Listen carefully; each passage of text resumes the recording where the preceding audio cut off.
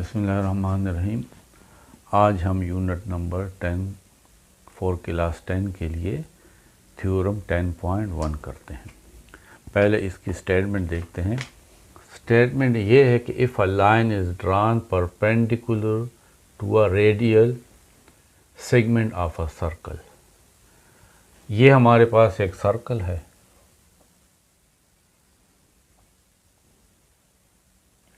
इसका centre O है और सेंटर से जो लाइन इस सरकमफ्रेंस को टच करती है, इस बाउंड्री को, उसको हम रेडियस ऑफ द सर्कल कहते हैं। तो ये जो OC है, ये रेडियस ऑफ द सर्कल है, इसको हम रेडियल सेगमेंट कहते हैं। सेगमेंट का मतलब लाइन का टुकड़ा, क्योंकि ये रेडियस को शो करता है सर्कल के, तो इसको हम रेडियल सेगमेंट कहेंगे।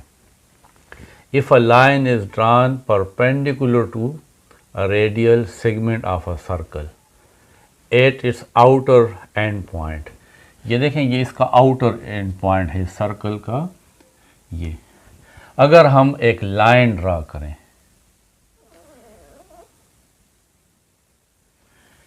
ये लाइन जो हम ड्रा कर रहे हैं, इसका नाम है AB। ये एक सर्कल है, OC इसका रेडियल सेगमेंट है। हम एक लाइन ड्रा कर रहे हैं इस रेडियल सेगमेंट के आउटर साइड पे। उस आउटर साइड का ये जो पॉइंट है, ये C है। इस पॉइंट C पे मैंने ये लाइन ड्रा की। If a line is drawn perpendicular to a radial segment of a circle at its outer end point. देखें, ये इसका आउटर एंड पॉइंट है इस रेडियल सेगमेंट का। यहाँ पे मैंने एक लाइन ड्रा की और ये लाइन जो मैं इस रेडियल सेगमेंट में ड्रा कर रहा हूँ, ये परपेंडिकुलर है, यानी 90 का एंगल बना रही है। ये जो लाइन है, ये इस रेडियल सेगमेंट के साथ 90 का एंगल बना रही है। It is tangent to the circle at that point. तो ये जो लाइन है, ये इस सर्कल के इस पॉइंट C पे टेंजेंट है। टेंजेंट उस लाइन को कहते हैं जो सर्कल को सिर्फ एक पॉइंट पे टच कर रही है, यानी ये लाइन सिर्फ इस सर्कल को इस पॉइंट C पे टच कर रही है, किसी और पॉइंट पे टच नहीं कर रही। तो हम कहेंगे कि ये AB जो लाइन है, ये इस सर्कल पे टेंजेंट है एट द पॉइंट C।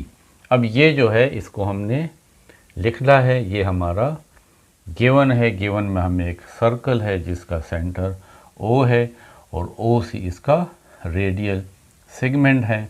ये भी साथ गिवन है कि AB एक लाइन है जो OC पे परपेंडिकुलर है, इस रेडियल सेगमेंट पे परपेंडिकुलर है।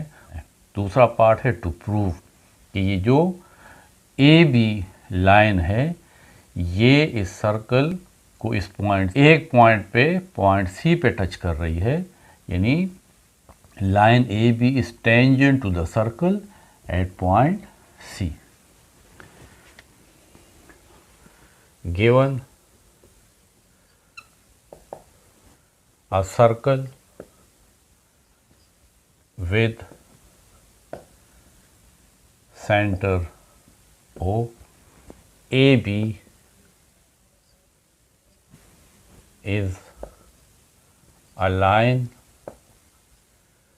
which is perpendicular to the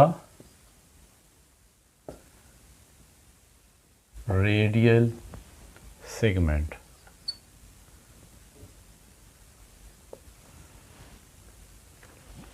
OC at point C। Given ये है कि ये हमारे पास एक सर्कल है जिसका सेंटर O है। AB एक लाइन है, AB is a line which is perpendicular to the radial segment OC। ये OC रेडियल सेगमेंट है और ये AB लाइन इसके परपेंडिकुलर है, यानी ये एक दूसरे के साथ 90 का एंगल बना रही है। और कौन से पॉइंट पे परपेंडिकुलर है?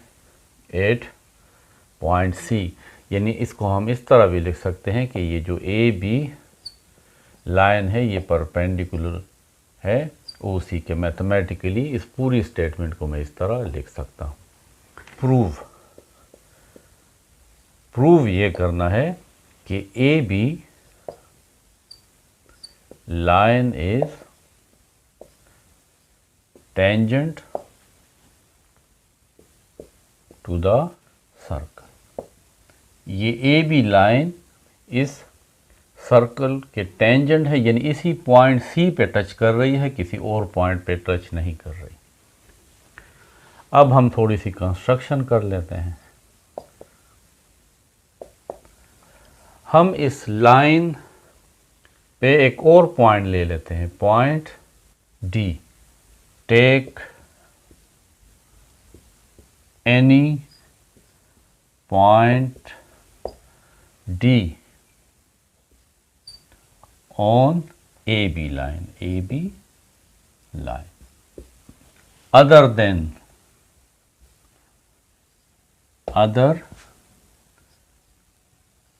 C। इस C के अलावा, क्योंकि ये C पॉइंट याद रखें कि ये C इस लाइन का भी पॉइंट है, क्योंकि देखें ये लाइन इस C में से गुजर रही है।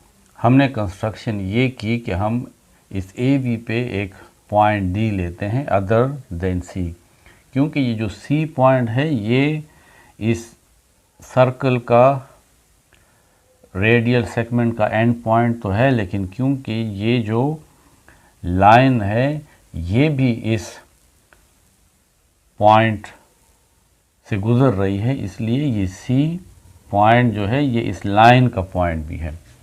मैंने क्या किया, इस C के अलावा एक और पॉइंट लिया, पॉइंट D, जो इस लाइन के ऊपर है। अब हम ये प्रूफ करेंगे कि D इस C के अलावा जितने भी पॉइंट्स मैं लूँगा तो वो इस लाइन पे तो होंगे, लेकिन वो इस सर्कल का हिस्सा नहीं होगा। तो जब वो सर्कल का हिस्सा नहीं है C के अलावा कोई पॉइंट, तो इसका मतलब है कि ये लाइन सिर्फ इस सर्कल को पॉइंट C पे टच कर रही है। और जब लाइन किसी सर्कल को एक पॉइंट पे टच करती है तो उसी को टेंजेंट टू द सर्कल कहते हैं। तो take any point D on AB other than C, join O and D। इसको मिला लेते हैं, जॉइन O टू D। अब यहाँ पे कुछ एंगल बन जाते, ये तो 90 है, ये तो ऑलरेडी हमारा गिवन है। ये एंगल, इसको हम सपोज कर लेते हैं कि ये 1 है और यहाँ पे ये एंगल 2 है। अब हम आगे करेंगे, इसको मैं रब करता हूँ, लेकिन ये बात याद रखें कि एक ट्रायंगल के तमाम एंगल का सम 180 होता है और इसमें से ये एक 90 है। तो जब आप 180 में से 90 निकालेंगे तो बाकी कितना रह जाएगा, 90। तो अब यानी 1 और 2 ये दो एंगल जितने भी हैं, लेकिन इन दोनों का सम 90 ही होगा, क्योंकि एक 90 ये है और दूसरा 90 हो नहीं सकता, क्योंकि अगर ये भी 90 है ये भी 90, तो 90 और 90 तो 180 हो जाएगा। फिर ये एंगल कितना होगा, इसलिए ये जब 90 है तो बाकी 90 रह जाता है। तो इन दोनों का सम जो है एंगल 1 और एंगल 2 का सम, ये भी 90 होगा। और जब ये इन दोनों का सम 90 है, इसका मतलब है एक एंगल 90 से छोटा है, क्योंकि दोनों का सम 90 है। तो एंगल 1 भी एक्यूट एंगल है और एंगल 2 भी एक्यूट एंगल है। Acute mean less than 90। अब एक साइड पे हम स्टेटमेंट लिखेंगे, दूसरी साइड पे रीज़न। ये बात तो हमारे पास गिवन है कि ओ सी, ये जो रेडियल सेगमेंट है ये परपेंडिकुलर है ए बी इस लाइन के। तो ए बी पे लाइन का सिंबल लगाएं और ओ सी पे लाइन सेगमेंट का, ये गिवन है।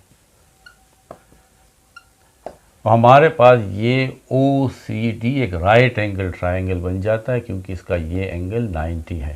So O C D is a right angle. क्यों? क्योंकि measurement of angle O C D ये 90 डिग्री है। तो जब ये 90 है तो मैंने जिस तरह आपसे कहा कि फिर ये दोनों 90 से छोटे हैं और इन दोनों का सम 90 होगा, क्योंकि जब ये 90 है तो फिर इन दोनों का सम 90 ही होना चाहिए, क्योंकि तमाम ट्राइंगल का सम 180 होता है। इसका मतलब है therefore angle 1 and angle 2 are acute.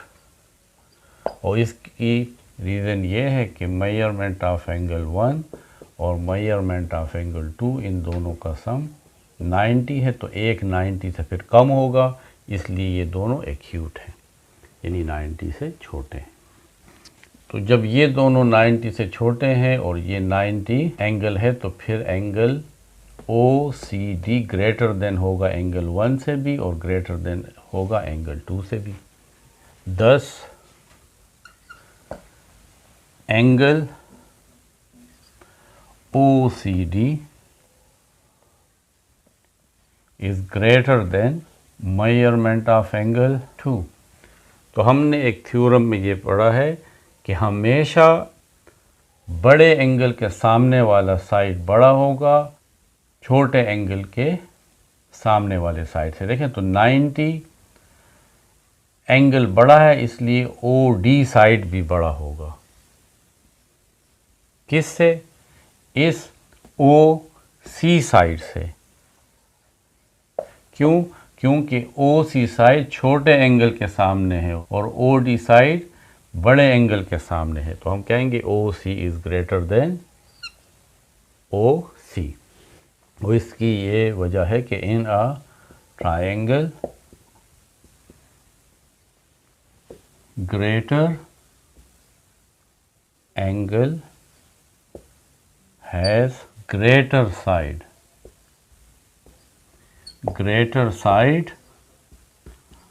opposite to it। जब ये OD साइड OC से ग्रेटर है और हमें ये भी पता है कि ये जो OC है ये तो रेडियल सेगमेंट है, यानी ये इस सर्कल का रेडियस है, या आसान लफ्ज़ों में ये जो C है, ये जो पॉइंट C है, ये इस सर्कल का एंड पॉइंट है। और ये जो OD है ये इस OC से बड़ा है, इसका मतलब है कि ये D पॉइंट सर्कल के ऊपर नहीं है बल्कि सर्कल से दूर है। इसी तरीके से अगर मैं कोई और पॉइंट E ले लूँ और यही तमाम सब कुछ करूँ तो ये OE जो है ये भी OC से बड़ा होगा। अगर यहाँ पे मैं एक और पॉइंट लूँ F तो ये OF भी OC से बड़ा होगा, क्योंकि OD जो साइड है या OE जो साइड है या ये OF जो साइड है ये 90 के सामने है और ये हर सूरत में OC से बड़ा होगा। तो इसका मतलब ये हुआ कि अगर हम D पॉइंट लें या कोई और पॉइंट ले D के अलावा FH, लेकिन वो C पॉइंट ना हो तो वो इस OC से बड़ा होगा। तो इसका मतलब ये हुआ कि अगर मैं इस D के अलावा एक और पॉइंट ले लूँ E और इस OE को मिला लूँ तो ये OE भी OC से बड़ा होगा, क्योंकि OE 90 के सामने आएगा और जब ये 90 के सामने आएगा तो OE बड़े एंगल के सामने है, इसलिए वो साइड OC से बड़ा होगा। जब वो OC से बड़ा है तो फिर ये E पॉइंट भी इस लाइन पे तो होगा लेकिन सर्कल पे नहीं होगा, क्योंकि सर्कल पे जो लास्ट एंड पॉइंट है वो C है। तो फिर हम कह सकते हैं कि C के अलावा किसी भी पॉइंट पे ये लाइन इस सर्कल को टच नहीं कर रही। तो अब ये मैं लिख लेता हूँ इसके साथ हम मेजरमेंट भी लिख सकते हैं, measurement of O C, but O C is the radial segment with C is as its outer end। O C तो हमारे पास रेडियल सेगमेंट है और ये सी जो है आउटर सेगमेंट के एंड पे है, आउटर एंड के ऊपर है। और ये ओ डी जो है ये ओ सी से बड़ा है, इसका मतलब है कि ये जो डी है ये इस रेडियल सेगमेंट से ओ ई से साइज में बड़ा होगा, इसलिए ये आउटसाइड द सर्कल आएगा। Therefore D is outside the circle, यानी हम कह सकते हैं कि D is exterior point of the circle. तो फिर ये जो ए बी है ये सिर्फ सी पॉइंट पे इस सर्कल को टच कर रहा है, इसलिए A B is tangent to the circle, क्योंकि टेंजेंट का मतलब है कि वो सर्कल को एक पॉइंट पे टच करे। Hence A B line meet the circle at one point which is C,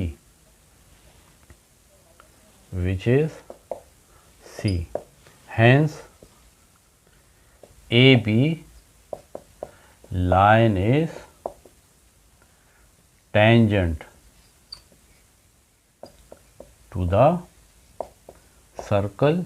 तो हम कह सकते हैं कि ए बी जो है ये सर्कल के टेंजेंट है, ये लाइन इस सर्कल को सिर्फ इस पॉइंट सी पे टच कर रही है, और यही हमारा एक बहुत सिंपल सा थ्योरम था।